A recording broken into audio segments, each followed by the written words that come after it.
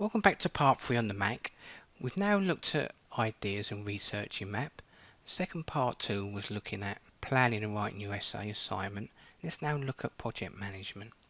So again, let's open up your mind map, Mindview 8. Go to the top, File, New. Now you've got a few options here actually. We could go straight to, if you want, Gantt charts and work from there. And you can add your data in that way. But again, it's about visual mapping, so we could technically start it in Mind Map and then export it back and forth to your Gantt chart, which is your project management. So it just makes it easy. I'll show you both methods and we'll integrate both. So I'm going to select Mindview and select Choose. Now, let's have a type. Let's say you've got a bit of research to do, shall we? And you need to plan it all. You've got a lot to do. Could be your dissertation, could be anything. So first thing we need to do is just create a sub-branch off of there.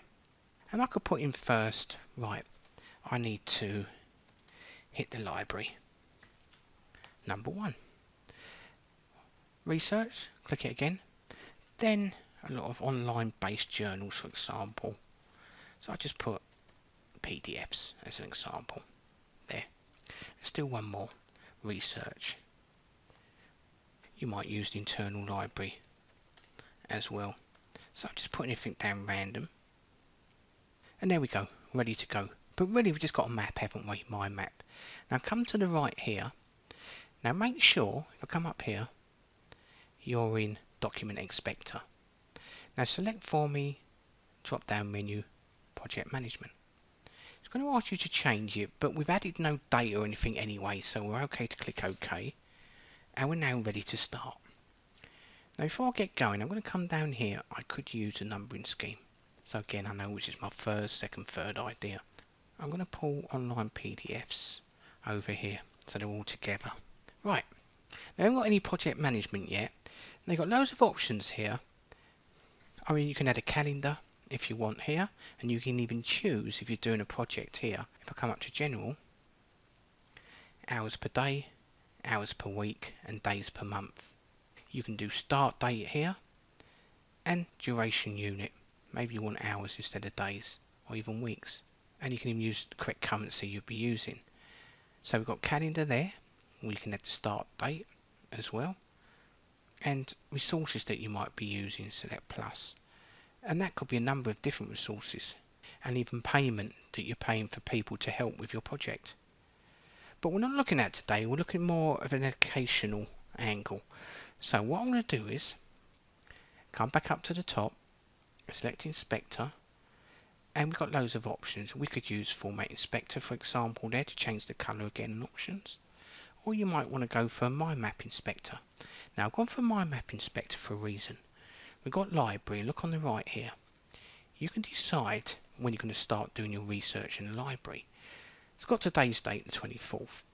Now if I come here, I might decide actually, if I click into here, that I want to spend, for example, 12 days.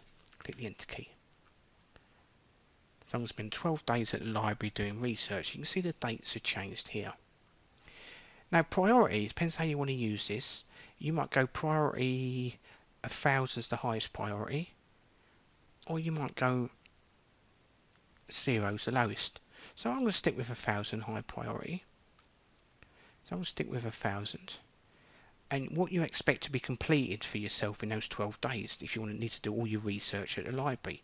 But you might say, okay, I'm going to make sure 100% of research has been done from the library in that date. And you can even add resources. Now you can add what you want here.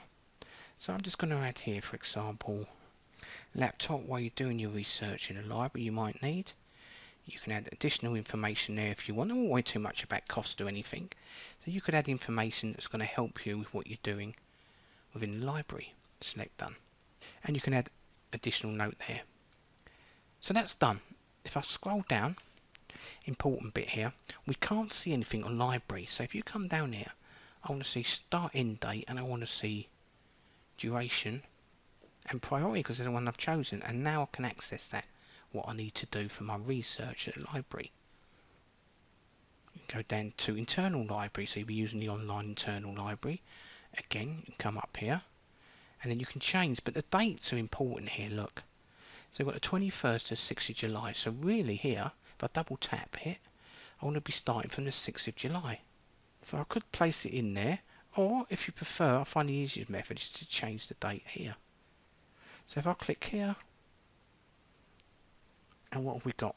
6th of July, so say you want to start that on the 7th. So I've got to start the 6th. Really I want the 7th, so I'm just going to get rid of that quickly. Do the 7th there, perfect. Tap off that. Click the enter key, and then we can add the additional days. So what shall we do? Shall we do 10 days? Click the enter key, and there we go. The 7th to the 20th of July. Again, you can choose your priority with that. Maybe you want to press yourself so much, leave it about halfway. Completion, again, depends how you go, 70%, and you can add resources. Now don't forget, come down and then you can add what you want to see in the map. And again, I'm going to use the same there. Let's add completion as well. Let's go back to library, and I'm going to add completion on that. And there you go, you're now starting to build a bit of project management. We still haven't got a Gantt chart or project management chart. So what we do is we can now convert it into that. So go to the view option, top of the screen, and look for Gantt. Tap on it or use a shortcut key. I'm just going to close the inspector so you can see everything clearly by unticking it. Pull this to the left a little bit so you can see the actual Gantt chart there a bit. You can see all my options there with completion, priority, and you can actually see on here my Gantt chart here if I tap on it as it highlights.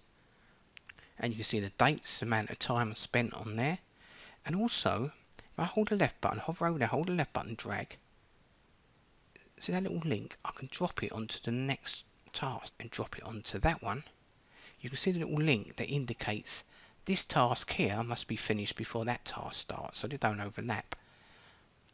So library there, I've got to finish my library before I do my internal library. Also, by the way, I know it's a bit bland, you can click on here and you can actually edit the colours if you want as well, so they stand out. So what I could now do is come back to Inspector again, and I can select Format Inspector. And then I can change the colours. So I've got that one highlighted. I might feel actually, I want that colour to stand out something specifically. There you go. And again, I can do the same there. So it just stands out in your Gantt chart, and you can even change the shape if you want as well, and all your options there if you need to. If I select bar hidden, it even hides the bar for you, and you can even change, if I drag that, the width of the bar to stand out more. Now I'm just going to close the inspector top right again and untick it. Another option you might do, I'm going to hold the left button, drag this to the left more. You might look at that and go, actually I want to change that without having to put the dates in. If you hold the left button and drag it, you can then drag it up to a different date. And you notice the link's still there. Yeah, it doesn't really matter, but you can't add something in between because you've got that link saying that has got to finish before you start on that. So if I come here, for example, if I drag that along, I could put that there, but you've told yourself this has got to start before that one. So if I hold the left button, I can even drag that out longer. So I can drag that into position, hold the left button, and I can now drag it onto there as well. So you can kind of integrate your links from one to finish to the other. Now I'm going to drag that back here, hold the left button, and drag it to the middle. I did say to you, if you don't want to go back and forth to the mind map and then exporting it to a Gantt chart, you can add it here. So if I come on here, we've got task options here and subtasks. So I might look at that and go, do you know what, I need another subtask. Let's just throw another option into the folder. Let's put draft in there. So we've now got draft in there. Now if I hold the left button, I can drag it near the bottom. So you can see that's 3.1 of online PDFs. Now that won't be no good for me because that will be a subcategory. Let me show you. I'm going to go to view, my map. And there we go. I don't really want that there, do I? I want that connected to there. So that way I've got library, internal library, online PDFs and draft. So go back to view. Let's go back to Gantt chart. And there it is. But you can drag it into position by adding a task or subtask anyway. And then, again, you can go to calendar here by double tapping on it. and then you can choose your dates there, and again work off that if you need to as well, or put them in manually. It's entirely up to you what you want to do with that one. So what you can do then is go right, start date. Let's just say, for example, so we stay in July. I've got the 21st of July, and then you can add the days you want to spend doing that. So again, I could put 15 days in, couldn't I? Click enter, and you can see there on the dates. So 21st of July to 10th of August, and then hold the left button. You can see it's been added to my Gantt chart. You can drag that as well to position you want. Once you've done your Gantt chart, you want to see it and export it. Maybe you want to put it up on your wall. Come to export to. You can export it to Word. Is select for me show print view. Now if you print that out, it's not going to look too good. Come to the right, select landscape. It's still too small, isn't it? So this is where you use these options, horizontal and vertical. So if I select horizontal, fit all, you can see what's happening.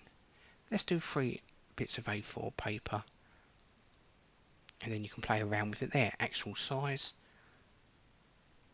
change the scale to fit multiple bits of A4 paper. So that way when you print it out, you'll be able to see it and add additional information by writing on it or ticking off what you want. And then you just select print and select close. So there's another option you could use with project management. Let's have a look at part 4 when we're looking at timelines.